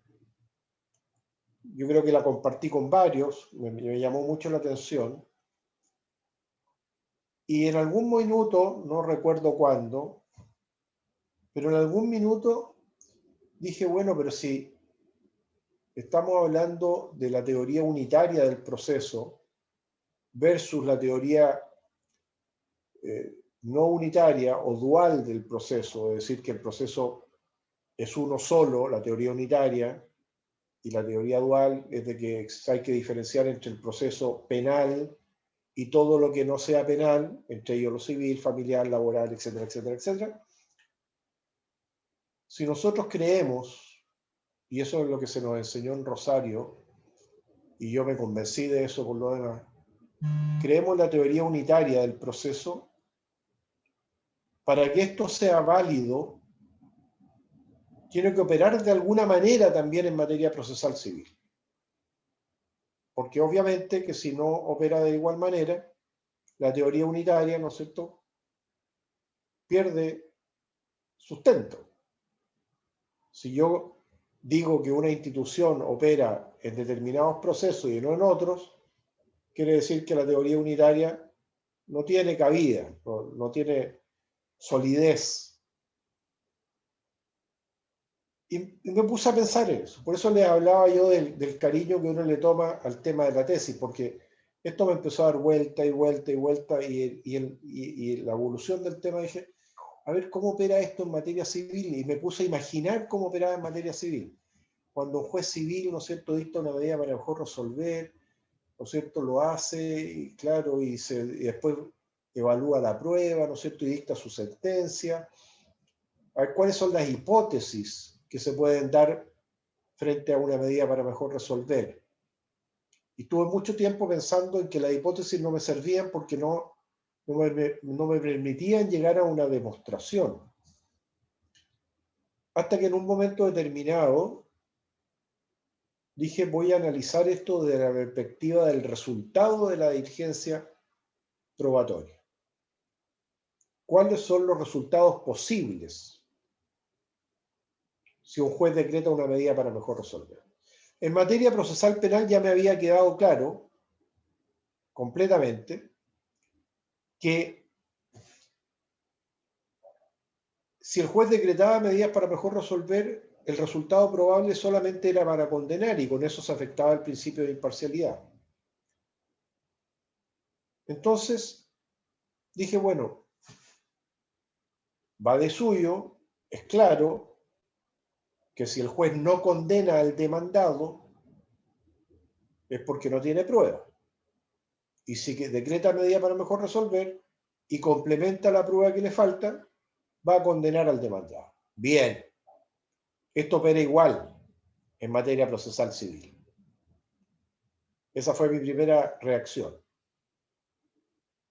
Segunda, pero veamos ahora los resultados probables. ¿Por qué un juez decreta medidas para mejor proveer? Y esto es muy interesante, si me siguen. Si los fundamentos de la acción están debidamente probados, esto ya lo conversamos algo la clase pasada, recordemos, su deber constitucional es dar lugar a la demanda. Si no están probados los presupuestos de la acción, su deber constitucional es rechazarla. Por lo tanto, si decreta medidas para mejor resolver, hay que analizar, y eso fue lo que yo me cuestioné, cuál es el potencial resultado de esa medida para mejor resolver, para ver si se afecta o no el principio de imparcialidad. Y la primera pregunta es, bueno, veamos el texto legal. ¿Qué dice la ley? La ley dice que una vez que se decretan medidas para mejor resolver, estas deben cumplirse dentro de determinado plazo. Por ejemplo, 20 días en Chile. Bien, dije yo. ¿Qué pasa si no se cumple dentro de los 20 días? Queda sin efecto. Bueno, ahí el resultado del juicio no se me altera, porque antes iba a rechazar la demanda por falta de prueba, decretó la diligencia, no se cumplió, el resultado va a tener que ser exactamente el mismo, rechazar la demanda. Primera hipótesis. Segunda hipótesis, el resultado de la prueba es inocuo. Lo que se pensaba que iba a decir la escritura pública no lo dice, que lo que el perito no solamente no cambió su versión, sino que ratificó lo mismo que ya había dicho en su primitivo peritaje. Ahí tampoco se me altera el resultado del juicio. Antes iba a rechazar por falta de prueba, decreta la prueba, confirma la tesis, ¿no es cierto? El resultado es inocuo, no tiene alteración, no modifica, ¿no es cierto?, el mérito probatorio. La tercera alternativa es que ratifique aún más la posición del demandado, con lo cual tampoco se me altera el resultado. Antes iba a rechazar la demanda por falta de prueba, ahora con la prueba la va a rechazar con mayor razón porque hay más pruebas, ¿no es cierto?, favorables a la posición del demandado. Y cuando digo va a haber con mayor razón, no quiere decir que el resultado sea distinto, porque el resultado va a ser exactamente el mismo. Se rechaza la demanda con costas o sin costas. Pero en el cuarto caso, la situación me cambia. Porque si yo decreto la medida para mejor resolver y con eso complemento la prueba que me faltaba, de tener que rechazar la demanda por falta de prueba, ahora voy a tener que dar lugar a la demanda por esa prueba complementaria aportada al proceso por el juez, con lo cual incide en la falta, en el requisito, el presupuesto, hoy día, presupuesto de la imparcialidad. Pero esto no me quedaba, no me cerraba bien, porque siempre en materia penal, si ustedes se fijan, es el Estado,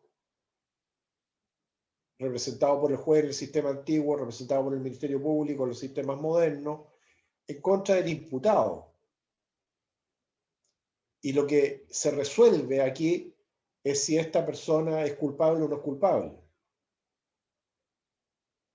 Si no es culpable, pues se declara inocente, y si es culpable se le aplica una pena. Pero en ese contexto. En cambio, en materia civil, tiene un componente anexo, que es el del llamado sistema de la carga de la prueba. Entonces dije, bueno, pero si yo planteo que siempre la prueba va a favorecer al demandante, quiere decir que el demandado siempre va a terminar condenado. Y eso no es así, porque eso va a depender de quién tenía el peso de la prueba, el onus probandi.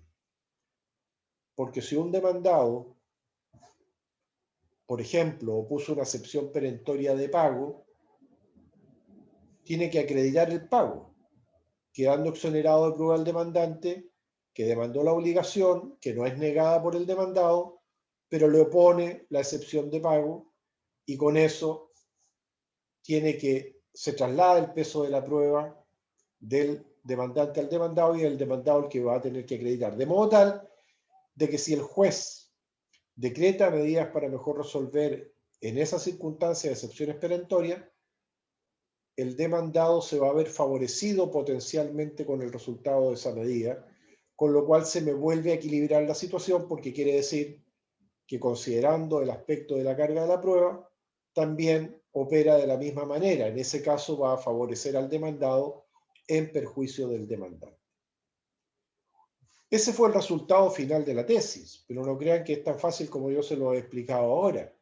Eso me significó estar trabajando, ¿no es cierto?, estos conceptos de la manera como lo hemos conversado con la profesora Alfonso, desde el punto de vista de la introducción, las conclusiones y el cuerpo de la tesis a través del índice para poder empezar a desarrollar. Entonces, ¿qué hice yo ahí? En primer lugar, había un aspecto de orden legal que desarrollar.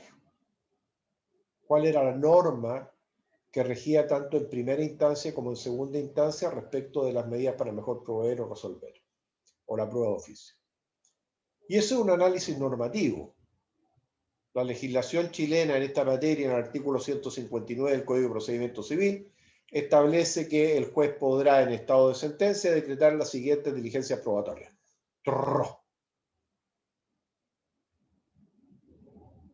Segundo aspecto, ¿qué ha dicho la doctrina sobre las medidas para mejor resolver? Y hoy día es mucho más fácil. En ese entonces yo tuve que hacer un mix, aunque ya había mucha sistematización, pero más que de jurisprudencia que de doctrina, y hay un trabajo de biblioteca que hay que hacer, y busqué me dieron creo que sí, 48, 50, ya no recuerdo cuántos autores, que habían escrito sobre la prueba de oficio a nivel nacional y a nivel internacional, y extraje de sus textos lo que ellos habían trabajado respecto de esta institución, pero solo desde la perspectiva de si habían abordado el problema en su conexión con la imparcialidad. Es decir, y esto lo expliqué obviamente en la parte inicial de este capítulo. El propósito de este capítulo es revisar lo que ha dicho la doctrina, de acuerdo a los autores que cito a continuación, en relación puntualmente no a lo que era escrito sobre las medidas para mejor proveer, sino que en relación a que si ellos abordaron o no que a través de estas medidas se podía afectar el principio de imparcialidad. ¿Y qué es lo que dice ahí respecto de cada autor, indicando, ¿no es cierto?, la fuente en pie de página? El autor tanto, respecto a las medidas para mejor resolver, dice, comillas, lo que dice, normalmente 5 páginas, 5 líneas, 6 líneas, 7 líneas, lo que diga. Y abajo, como conclusión, decía, este autor no aborda el problema de las medidas para mejor proveer desde la perspectiva de su potencial afectación respecto del principio de imparcialidad. Esto ustedes lo van a poder comprobar porque yo les voy a enviar también un ejemplar de mi tesis para que la tengan y puedan ir viendo cómo se fue construyendo de alguna manera la tesis en esta forma. El segundo aspecto, o el otro capítulo, es qué es lo que ha dicho la jurisprudencia. Y yo me imagino que en Paraguay debe ser bastante fácil trabajar este tema hoy día con las bases de datos. Acá la Corte Suprema tiene una base de datos de jurisprudencia muy amigable, muy fácil de usar, donde uno busca por palabras, obviamente, y por lo tanto, ahí lo que puse fue medidas para mejor proveer, y me salieron todas las jurisprudencias, ¿no es cierto?, que existían hasta ese entonces. Y ahí también, ¿no es cierto?, había que detectar si se había abordado este tema desde la perspectiva de la imparcialidad o no, y por lo tanto citaba el fallo, la parte pertinente y esta misma conclusión. Esto no se ha analizado de esta perspectiva. ¿Por qué esto es importante? Para ir ya terminando. Esto es importante porque les va a permitir a ustedes cumplir con un requisito que siempre es importante en una tesis, que es que constituya o tenga algún grado de novedad para constituir un aporte a la ciencia jurídica. Porque obviamente el tema de las medidas para mejor proveer no es un tema nuevo. Es un tema architratado, tanto por la doctrina como por la jurisprudencia. está en la ley. Pero lo que yo traté de demostrar, y hasta ahora nadie, después de 20 años, nadie me ha podido decir lo contrario, nadie había planteado, y ahí está la novedad, nadie había planteado que las medidas para mejor proveer en materia procesal civil operaban exactamente igual que en materia procesal penal y que afectaban el principio de imparcialidad. El último capítulo fue un trabajo de campo que yo siempre les recomiendo hacer. Y el trabajo de campo hay que hacerlo de manera simple. Ustedes van a poder ver ahí los gráficos que yo puse. Yo lo hice con entrevistas a 10 jueces y 10 abogados. A cada uno le entregué las preguntas. A todos les garanticé anonimato.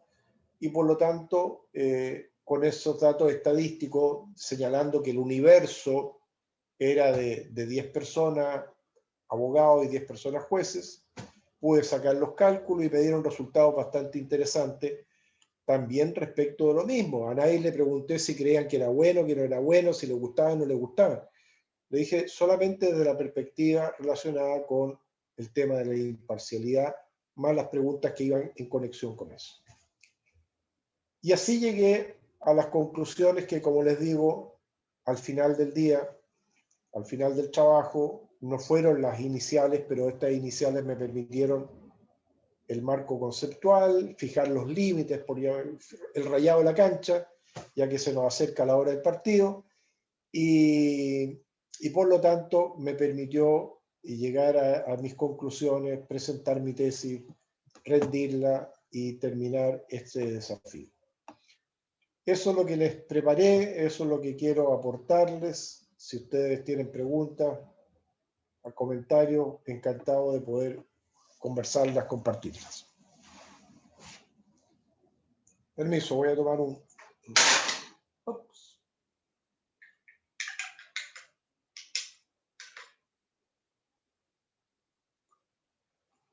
Ya. Carlito se nos fue. Profesor Alfonso, a lo mejor usted quiere cerrar. No, estoy aquí. No, me resulta sumamente interesante. Realmente no me arrepiento de haber dejado otra actividad que estaba teniendo en este momento, porque mi gran duda era qué hago entre profesionales del derecho cuando no soy del derecho, ¿verdad? O sea, yo no soy abogada.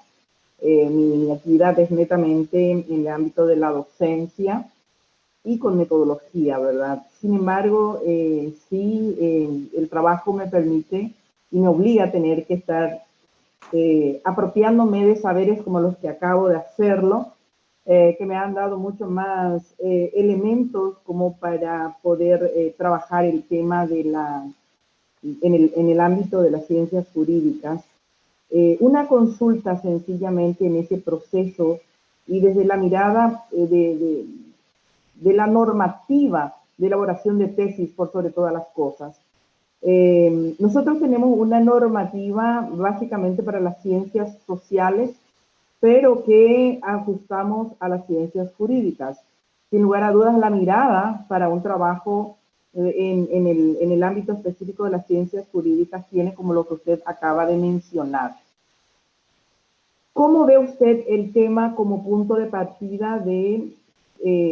porque ahí hay algo muy importante para mí, el partir de la hipótesis para llegar a la tesis. Es ese camino que para muchos les resulta un tanto engorroso. Y sin embargo, en metodología es lo que debe hacerse. O sea, partir, y usted lo menciona en su propia introducción. Y cuando nosotros hablamos de la introducción, hablamos un poco de lo que es el planteamiento del problema, con sus propios antecedentes, para poder ir dándole ese contexto para ver eso que le llamamos vacío de conocimiento, que no es otra cosa que un problema a resolver, el que quiero investigar, que usted lo había expuesto en algún momento. Y a partir de ahí sí nos vamos a plantearnos un objetivo y según las características del nivel de investigación que es estipulado o he señalado, por el verbo que utilizamos en el nivel de investigación, nos lleva a poner en algunos casos sí formular hipótesis o no, queda un poco a criterio del investigador eso, pero que es el elemento como que tendría que ser como un imperativo para poder entender que un trabajo, y sobre todo a nivel de maestría, hay que partir de una hipótesis para llegar a la tesis. Es decir, esa hipótesis, eso que está debajo, sacarlo a la superficie, llamado tesis, ¿verdad? Entonces, ese complemento que también usted da con la actividad de campo, con cómo se llega a hacer el contraste con lo que usted tiene en su índice. O sea, yo le estoy llamando índice a todo lo que es el andamiaje que me sustenta a mis objetivos o a mi hipótesis para poder llegar a una conclusión. ¿Cómo se llega a hacer ese contraste? O sea, ¿qué me dice la teoría y la doxa que fui dando, metiéndole a lo largo de la interpretación que le estoy dando a esa teoría para llegar a una conclusión? ¿Y cómo contrasto eso que nosotros le llamamos informantes calificados a la hora de colegir? Sí, es muy interesante ese análisis, profesora.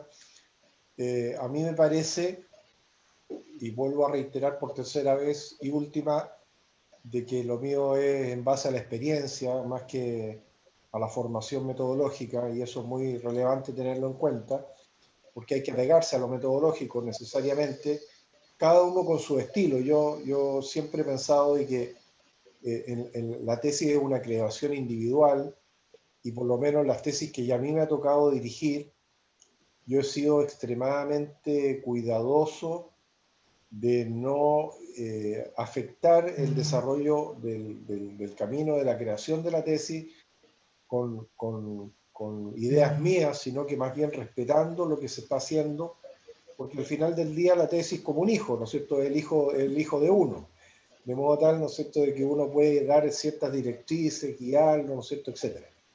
Ahora, con relación al aspecto puntual, yo no encuentro toda la razón. Efectivamente, lo que hay que hacer es sacar a la luz, ¿no es cierto?, la hipótesis a través del trabajo de desarrollo, si la entendí bien, y eso es lo que de alguna manera traté de explicar, porque es la manera más correcta, creo yo, de poder avanzar hacia el logro del objetivo, porque no sacamos nada con tener una buena introducción, tener un buen índice. ¿Cómo le llaman ustedes al índice? Son los... Nosotros le llamamos el puente, o sea, es la estructura que sustenta a las variables, en este caso si nosotros estamos utilizando variables, o si queremos hablar directamente de la hipótesis, porque uno de sus elementos precisamente es la variable, ¿verdad? Entonces, más bien, en el ámbito hablamos de la hipótesis, porque para nosotros esa es la esencia, porque si trabajamos con la hipótesis, sacamos a la superficie, esa es la tesis, y ese es el nuevo conocimiento que nos está indicando, digamos, tener que ser resultado de un trabajo de investigación con rigor científico. Absolutamente. Y ahí y usted toca un tema que es esencial, porque algo mencioné al pasar, de que es la única forma, o la más razonable por lo menos que yo conozca, para no incurrir en incoherencias, porque así como impresentable, inaceptable, ¿no es cierto?, un plagio voluntario o no voluntario, el tema de una incoherencia no es salvable. Cualquier profesor que revise una tesis y encuentre una incoherencia no la va a aceptar. Va a ponerle pero, ¿no es cierto?, y le va a decir, corrija esto porque esto no se puede aprobar. Uno se fija mucho en ese aspecto. ¿Y qué significa coherencia? Significa dos aspectos para mí. Quizás usted nos puede ilustrar mejor, pero para mí tiene un aspecto relacionado con que toda la estructura que se va construyendo vaya en la misma línea de desarrollo, por una parte, y dos, que no hayan contradicciones. O sea, en el capítulo 1 yo no puedo decir algo que contradiga lo que dice en el capítulo 3. Porque si eso se me produce o queda plasmado, es, ¿no es cierto?, una contradicción que no permite conducir a la conclusión válida.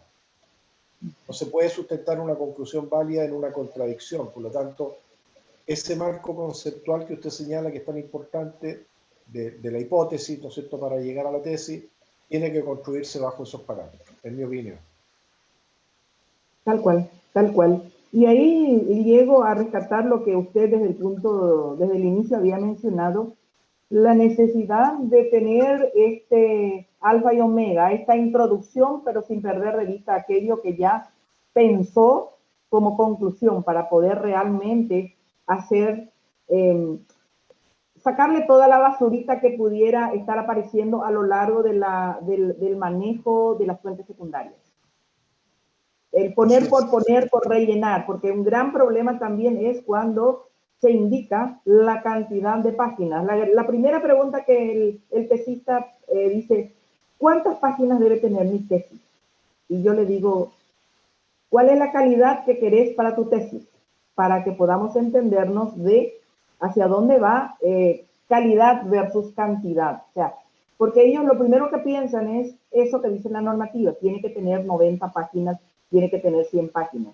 Entonces, es ese relleno que puede fermentar, le decimos, y por supuesto, ese fermento puede hacer que aísle ese primer hilo conductor con su conclusión, que ya tuvo muy buen estructurado en un capítulo X, pero que no puede avanzar con el capítulo 2 porque hay muchos aspectos de por medio que se rellenó sencillamente pensando en la cantidad de páginas que debe tener la tesis. Entonces, es ahí cuando eso que usted plantea como conclusión, no perderlo de vista, ir viendo qué necesito para llegar a esa conclusión. O sea, ese interpelarse permanentemente con la misma pregunta, ¿qué necesito para llegar a esa conclusión? Porque ahí es cuando va a ir buscando la información que el sustrato que le permita llegar a esa conclusión. Correcto. Y es ahí donde nosotros indicamos, por eso la experiencia que usted menciona sobre esa actividad de campo, para nosotros resulta más que importante hacer la actividad de campo para no convertirse sencillamente en una investigación documental, en la que se incorpora algunas que otras opiniones y muchas veces no son ni siquiera opiniones, sino son palabras repetidas de la propia obra que está consultando. Entonces, ese contraste que con los, como nos dice uno de los libros de metodología de la investigación, la obra de Hernández Sampieri, en su última nos dice, si no tenemos datos, que es la materia prima para el análisis, estamos hablando de cualquier otra cosa, pero no de producir nuevos conocimientos. Entonces, ¿cómo utilizo esa información de campo, esa actividad de campo, ese contacto que yo tengo con esa fuente que me puede permitir contrastar? ¿Cómo hago? Esa es la parte un poco, ¿verdad?, que queda así como débil porque les resulta un tanto difícil triangular. Porque para nosotros desde la teoría le decimos, es importante tener este sustrato en los capítulos que hablan, tener la percepción que tienen tus informantes calificados como para que te permita como investigador plasmar eso que decimos, plasmar el espíritu del investigador, triangulando la información que me pueda llevar a eso que yo ya construí desde el principio, que se llama conclusiones primarias a las cuales yo estoy llegando, y que lo que puedo hacer es iluminar más con este proceso de contrastar lo que me dice la teoría con lo que me dicen desde la práctica mis informantes calificados. Sí, absolutamente de acuerdo. Y lo único que podría yo aportar de manera complementaria para justificar el término inapropiado que utilicé, ¿no es cierto?, del relleno, que lo traté de hacer de manera gráfica, es que ¿Es la realidad? Ayuda, sí.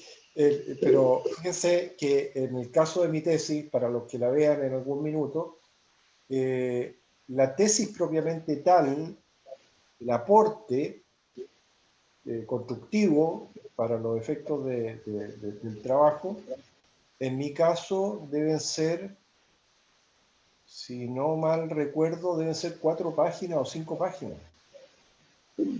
Esa es la tesis realmente propiamente tal, la tesis demostrada.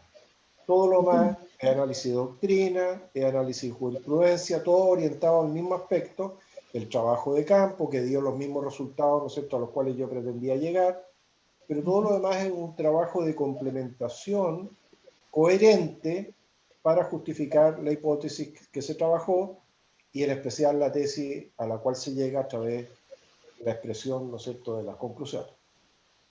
Tal cual, tal cual. Así, Bueno, mi así querido mismo. profesora, tenemos que ser férreos defensores del tiempo.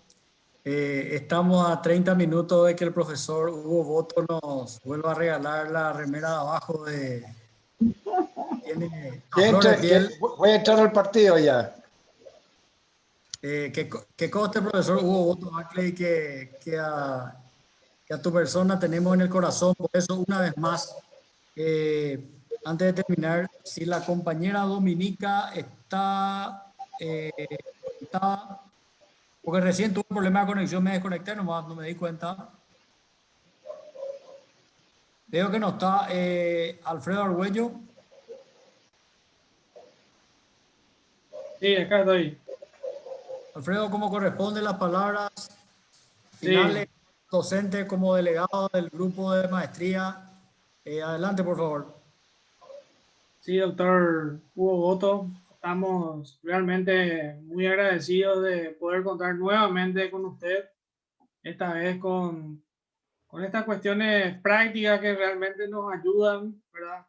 Nos ayudan y muchísimo para poder encarar este tema de la tesis, que es posiblemente el quebranto de todo lo que estamos hoy aquí. Así que en nombre de los compañeros, de los colegas de la maestría, quiero realmente agradecerle infinitamente por su tiempo, por compartir con nosotros sus experiencias que, según pudo usted notar, fueron muy bien recibidas por todos los aquí presentes, y le vamos a estar haciendo llegar un certificado, un reconocimiento y un agradecimiento de nuestra parte por compartir con nosotros este tiempo. Gracias, Alfredo. Gracias a todos. ¿Qué tal, Espero doctor? aportar- Disculpe, tenía problema con la cámara y el micrófono. Desde ya quisiéramos agradecerle, como dijo el delegado Alfredo también, por su magistral exposición nuevamente.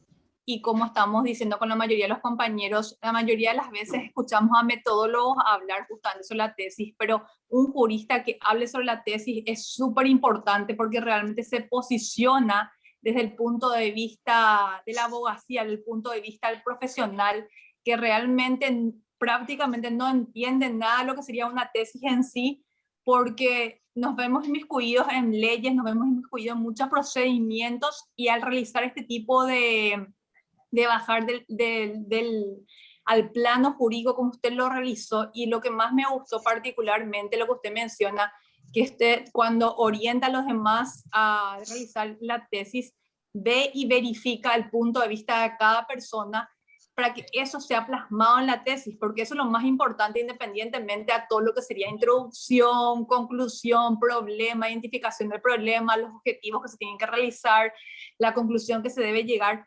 Pero específicamente eso es lo que más nos gustó, particularmente porque primera vez que un jurista de tanta alta trayectoria haya realizado eso, y desde ya agradecidísima, doctor, porque todo lo de la maestría justamente estamos en eso, estamos elaborando nuestra tesis y todo prácticamente quedamos anonadados con lo que usted mencionó, ¿verdad? Bueno, Profe, sí. quisiera consultarle algo. Más que nada, ver si, bueno, por intermedio del profesor Carlos, se le puede solicitar bajo su autorización si es que se puede tener acceso a su tesis, ¿verdad? Yo recuerdo que en la biblioteca virtual de la Academia de Derecho Procesal anteriormente estaban algunas tesis, creo que también estaba la suya, si es que mal no me recuerdo. Pero bueno, posteriormente se tuvo problema con el acceso a dicha plataforma virtual y especialmente a la biblioteca. entonces es difícil acceso. Por eso le rogaría, si usted accede, a que pudiéramos tener la tesis que usted desarrolló para la maestría de Derecho Procesal, así también nos sirva de guía para la elaboración de las nuestras, ¿verdad? Si le parece conveniente. Sí, absolutamente, cuenten con eso. Yo no sé si la tenga digitalizada en este minuto, pero sí sé que en el ámbito de la biblioteca de la Academia Virtual de Derecho está, de modo tal de que yo voy a hablar con Jorge Alvarado, sobrino de don Adolfo, que trabaja con él, para que me la haga llegar y yo se la reenvío a través de Carlos, por supuesto. Estaríamos muy agradecidos, doctor. Muchas gracias por la clase magistral, éxitos, y bueno, y que gane el mejor hoy en el partido. Un fuerte abrazo. Y acuérdense de lo que les dije. Ustedes no solamente pueden hacer la tesis, sino que se merecen hacer la tesis. Así que adelante. Fuerte abrazo, doctor. Antes de terminar y dándote las gracias de vuelta, aclarando de que la clase hoy no fue preparada, la presencia de la profesora Zunilda fue producto del afecto y del cariño y del amor que ella le tiene a nuestra casa de estudio, al compromiso que tiene con nuestra casa de estudio y al compromiso que tiene con la educación en nuestro país, la educación superior. Querido Hugo, darte las gracias una vez más. Te hemos dejado un testimonio documental en tu WhatsApp una vez más de las palabras de la compañera Dominica y del compañero Alfredo como testimonio de reconocimiento. Quiero además, querido Hugo, manifestarte lo siguiente.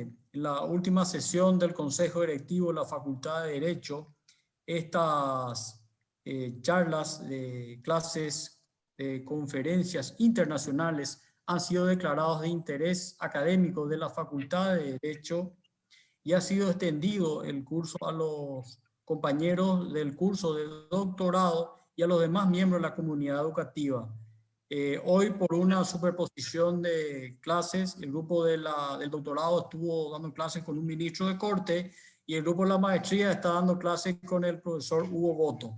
Ayer los grupos estuvieron con el doctor Silvio Guerra Morales y el otro miércoles, Dios mediante, seguimos con el doctor Omar Benaventos y así seguimos la lista. Querido Hugo, te queremos mucho, el Paraguay es tu país, vos lo sabés, y a través de tu persona sabemos de que la amistad sigue ahí intacta y el cariño sincero de siempre para vos y tu hermosa familia. Un fuerte abrazo a la distancia, querido Hugo, muchas gracias por tu tiempo. Gracias a todos, que estén muy bien. Gracias, profe, muy amable. A ustedes. Suerte. Gracias, excelente. Profe Carlos, seguís ahí. Muchas gracias, doctor. Gracias, hasta luego. Gracias. Profe Carlos. Se fue.